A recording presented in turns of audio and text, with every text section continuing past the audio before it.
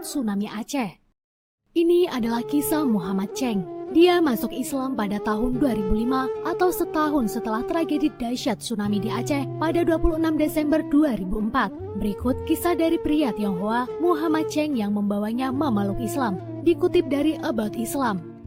Saya keturunan Cina. Keluarga saya telah tinggal di Aceh selama 3 generasi. Kami adalah pedagang. Nenek moyang saya datang ke bagian yang sangat islami di Asia Tenggara ini untuk berdagang. Mereka tetap tinggal karena mereka menemukan lingkungan yang kondusif.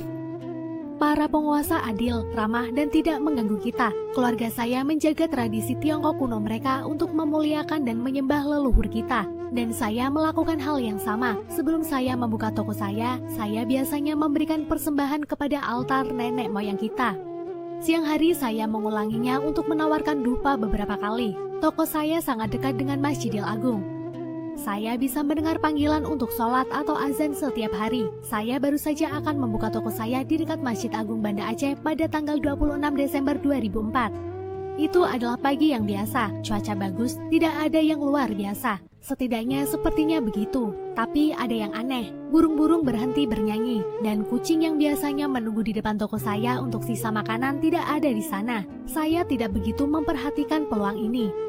Namun tiba-tiba ada suara gemuruh yang kuat dan keras. Saya berlari keluar, itu pasti gempa bumi, kataku pada diri sendiri. Orang lain juga keluar dari toko mereka, tetapi setelah beberapa menit kami semua kembali ke dalam. Namun setelah beberapa saat orang-orang berlari dan berteriak, "Air laut datang!" Saya bingung, meskipun saya mengerti kata-katanya, saya tidak tahu apa artinya. Saya keluar lagi. Orang-orang histeris dan berlari menuju masjid sambil berteriak, dan kemudian saya melihat air mengalir. Saya segera berlari untuk mengambil kemenyan. Saya ingin meminta bantuan leluhur saya, namun lebih banyak air datang, mengalir di jalan dan menuju masjid. Saya menjadi takut dan berlari ke atas. Saya menyaksikan tsunami dari balkon kecil. Semakin banyak air yang datang dan itu tidak bisa dipercaya. Lalu tiba-tiba saya melihat sesuatu yang sangat aneh.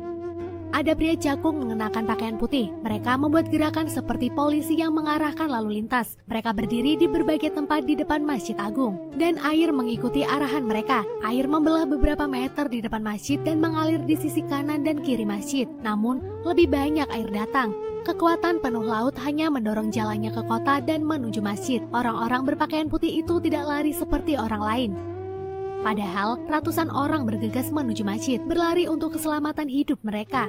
Beberapa orang jatuh dan air melahapnya. Saya melihat semua ini dari balkon saya. Semakin banyak air. Anehnya, saya menyaksikan air tidak masuk ke dalam masjid. Lalu tiba-tiba, lebih banyak pria berpakaian putih muncul dan mereka mengangkat masjid. Ya, mereka mengangkat masjid, seluruh masjid, tepat di atas tanah dan air menyembur di bawahnya.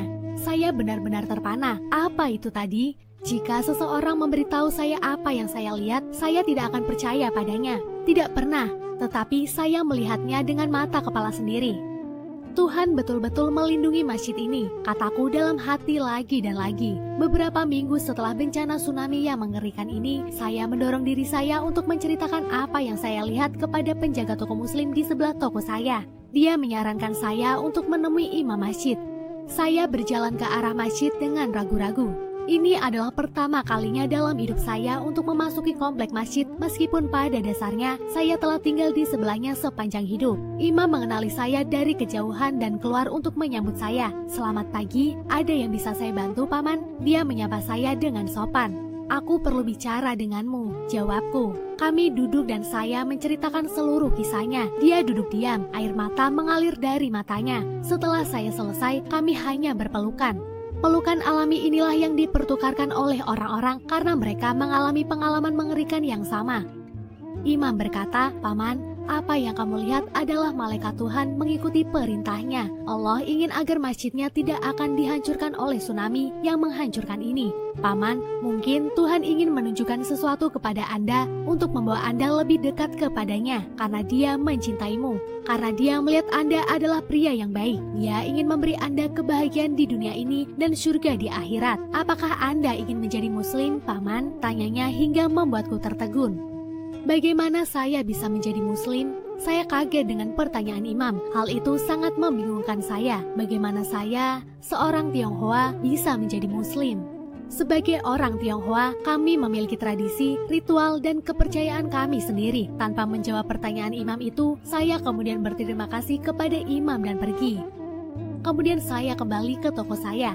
Saya meniup pintu hari itu dan hanya duduk diam di sudut. Berkali-kali saya melihat di depan mata saya adegan-adegan ketika tsunami melanda. Para pria berpakaian kain putih mengarahkan air, mengangkat masjid. Malaikat Tuhan melakukan pekerjaannya. Dan saya diizinkan untuk menyaksikannya. Saya tidak membuka toko saya selama 2 hari. Saya hanya duduk di sana dan merenung.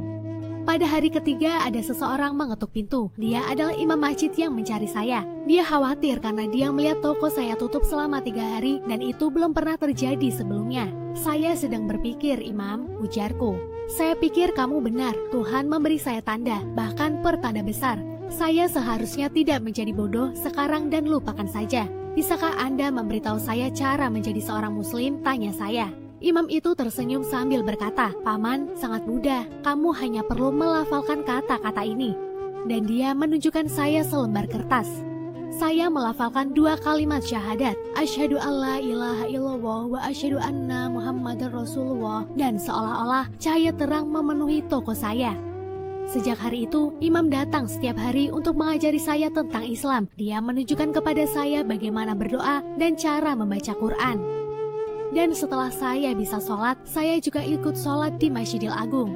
Dan itu adalah salah satu hal terindah dalam hidup saya. Alhamdulillah. Sekian kisah yang dapat kami sampaikan. Semoga bisa bermanfaat bagi kita semua. Jangan lupa untuk